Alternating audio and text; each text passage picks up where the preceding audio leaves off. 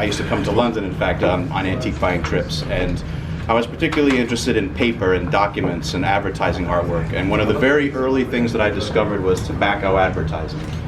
For a variety of reasons, some of this tobacco advertising was among the very best color printing that we've ever seen anywhere in the world.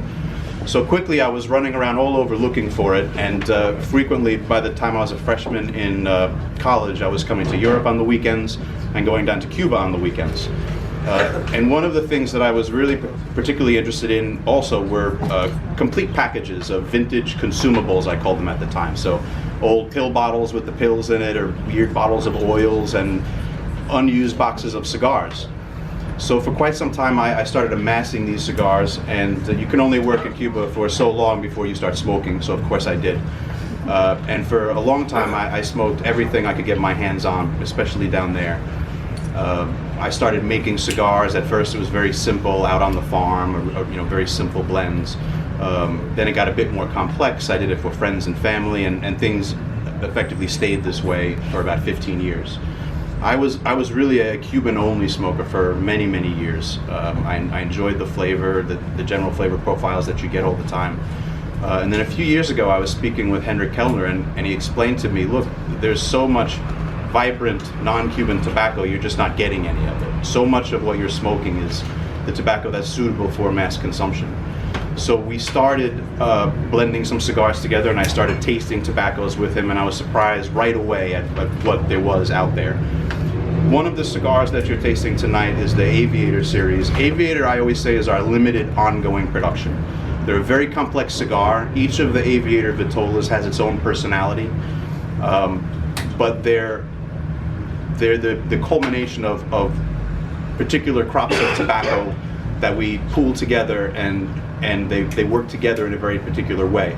The primary difference when I shifted from Cuba to the Dominican Republic is in Cuba, what you're really concerned with are the filler strengths and those predominant flavors in the filler tobacco, that delicious leather and suede and earthiness that you get from the fillers.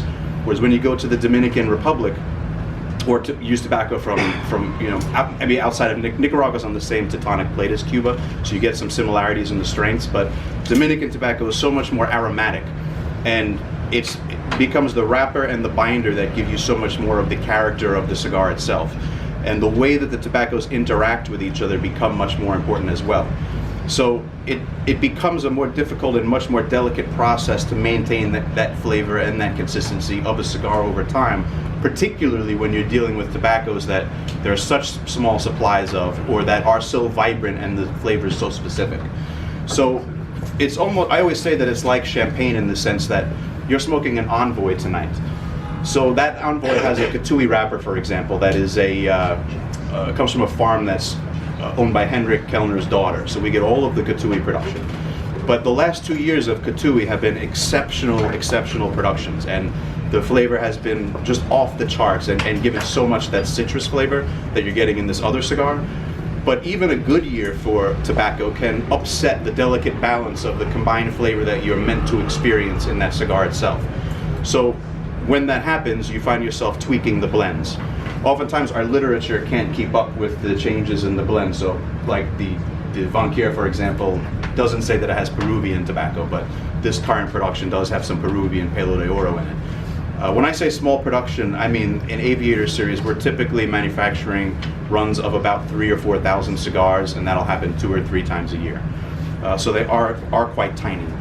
And one of the frustrating things when we're tweaking the blends for each production is that we discover really fantastic flavors and fantastic notes that don't fit particularly in with the Aviator series, but we don't want to ignore them. And so from that spawned this Gold Band KBF limited edition project.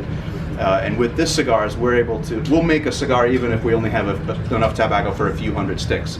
And we just filter it out through the project. We always make a 6x50, so it's a sort of very average, easy to smoke Vitola for most occasions. And it enables us to enjoy some of those very particular flavors. The 2 that we had here today, one was very citrusy, one was very leathery and earthy. That'll please most of the hardcore Cuban smokers. I can talk about this forever, but I don't want to bore you guys and allow you to enjoy the whiskey, so please feel free to ask me any questions throughout the course of the evening. Again, my pleasure to be here. Thank you. So, what am I smoking? Is yours making a difference cigar?